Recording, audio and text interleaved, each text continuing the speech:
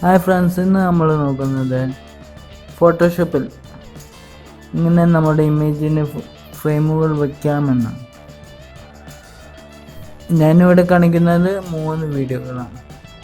3 വീഡിയോകളിലും ഒരു ഫ്രെയിം വയ്ക്കുമ്പോൾ നമ്മൾ ശ്രദ്ധിക്കേണ്ട കാര്യങ്ങളെയാണ് ഞാനിവിടെ കാണിക്കുന്നത്.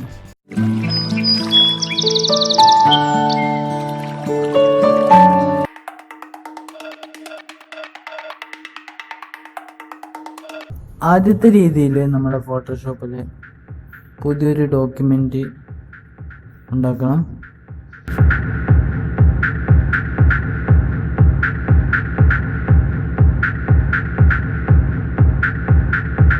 ശേഷം ലെയർ പാലറ്റിൽ നിന്നും അഡ്ജസ്റ്റ്മെൻറ്റ് ലെയറിൽ ഗ്രേഡിയൻ്റ് എടുക്കണം.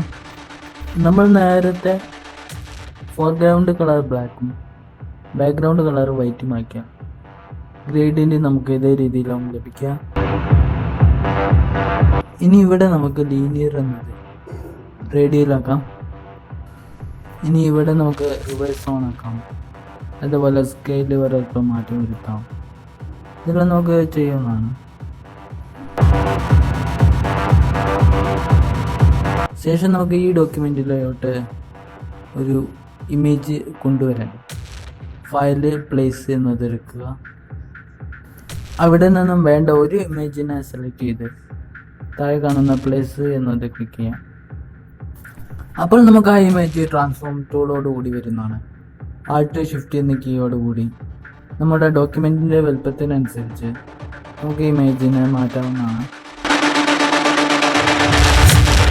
ശേഷം നമ്മൾ നേരത്തെ ഉണ്ടാക്കിയ ഗ്രേഡിയൻ്റ് ലെയറിന് മുകളിൽ പുതിയൊരു ലെയർ ഉണ്ടാക്കുക. ശേഷം കീബോർഡിൽ ആൾട്ട് കീ അമർത്തി പിടിച്ച് നമ്മളിപ്പോൾ ഉണ്ടാക്കിയ ലെയറും നമ്മുടെ ഇമേജ് ലെയറിൻ്റെ നടുവിലായി മൗസ് ക്ലിക്ക് ചെയ്യുക. അപ്പോൾ നമ്മുടെ ഇമേജ് ഹൈഡ് ആയി കഴിഞ്ഞാൽ നമ്മുടെ ഈ വർക്ക് 80% വിജയിച്ചു കഴിഞ്ഞു. ശേഷം നമുക്ക് ബ്രഷ് ടൂളിൽ ബ്രഷ് പ്രസൻസ് മാറ്റം വരുത്തി ഇതേ രീതിയിൽ നമുക്ക് വരച്ച് തുടങ്ങാവുന്നതാണ്.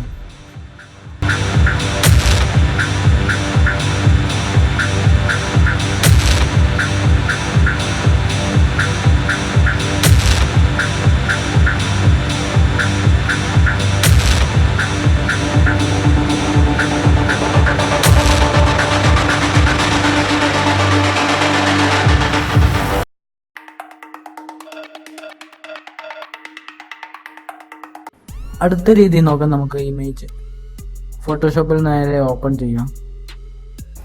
ശേഷം അതിന് പുതിയൊരു ലെയർ നിർമ്മിക്കാം. എന്നിട്ട് അതിലോട്ട് നമുക്ക് ഇഷ്ടമുള്ള ഒരു ഗ്രേഡിയൻ്റ് അപ്ലൈ ചെയ്യാം. ഗ്രേഡിയൻ്റ് ടൂൾ എടുത്താണ് അത് അപ്ലൈ ചെയ്യേണ്ടത്. ശേഷം ആ ലെയറിന് നമുക്കൊരു ലെയർ മാസ്ക് അപ്ലൈ ചെയ്യാം. ഇവിടെ ഞാൻ നേരത്തെ പറഞ്ഞതുപോലെ ഫോർഗ്രൗണ്ട് കളറും ബാക്ക്ഗ്രൗണ്ട് കളറും ശ്രദ്ധിച്ച് നമുക്ക് ഇമേജിൽ വരച്ചു തുടങ്ങാം. ബ്രഷ് ടൂളാണ് ഇവിടെ വേണ്ടത്. ഇവിടെ ഞാൻ വർക്ക് ചെയ്യുന്നത് ഫോട്ടോഷോപ്പ് CC ആണ്. നേരത്തെ CS ആയിരുന്നു.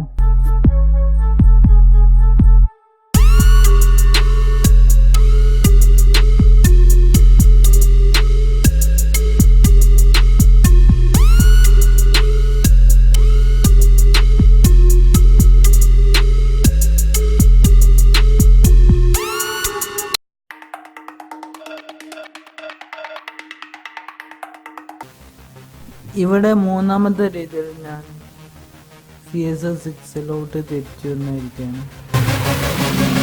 ഇവിടെ ഞാൻ നേരത്തെ പറഞ്ഞതുപോലെ ഇമേജിനെ പ്ലേസ് ചെയ്യണം.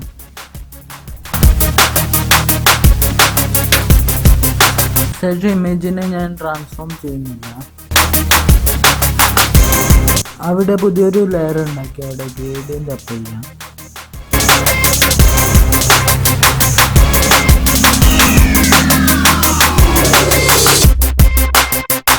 ഇവിടെ ക്ലിക്ക് ചെയ്താൽ നമുക്ക് കളേഴ്സ് അങ്ങോട്ടും ഇങ്ങോട്ടും സ്വിച്ച് ചെയ്യാൻ കഴിയും.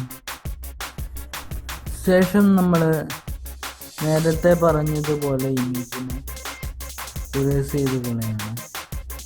അതിന് ബ്രഷ് ടൂളാണ് ഉപയോഗിക്കുന്നത്. ഇവിടെ നമ്മൾ ഇമേജിനെ ഇറേസ് ചെയ്യുമ്പോൾ നമുക്ക് വരുന്ന ആദ്യത്തെ പ്രശ്നം, നമ്മൾ ഇമേജ് കറക്റ്റായി വെച്ചില്ല. അതുകൊണ്ട് തന്നെ അരികിലെ വൈറ്റ് മാർക്കുകൾ നമുക്കിവിടെ കാണാം. രണ്ടാമത് നമ്മൾ ശ്രദ്ധിക്കേണ്ട കാര്യം, നമ്മൾ നോക്കുന്ന ഫ്രെയിമിനും ഇമേജിൻ്റെ ബാക്ക്ഗ്രൗണ്ടിനും ഒരേ കളറ് വരാതിരിക്കാൻ ശ്രമിക്കാം. ഇനി നമുക്ക് ഇവിടെ വേണമെന്നുണ്ടെങ്കിൽ നമുക്ക് ആ കളേഴ്സ് ഒന്ന് സ്വിച്ച് ചെയ്താൽ, അതായത് ഫോർഗ്രൗണ്ട് കളറ് വൈറ്റ് ആക്കി കഴിഞ്ഞാൽ നമുക്ക് ആ വൈറ്റ് ഇമേജിൻ്റെ വൈറ്റ് നമുക്ക് തിരിച്ചവിടെ കളർ ഫില്ല് ചെയ്യാം.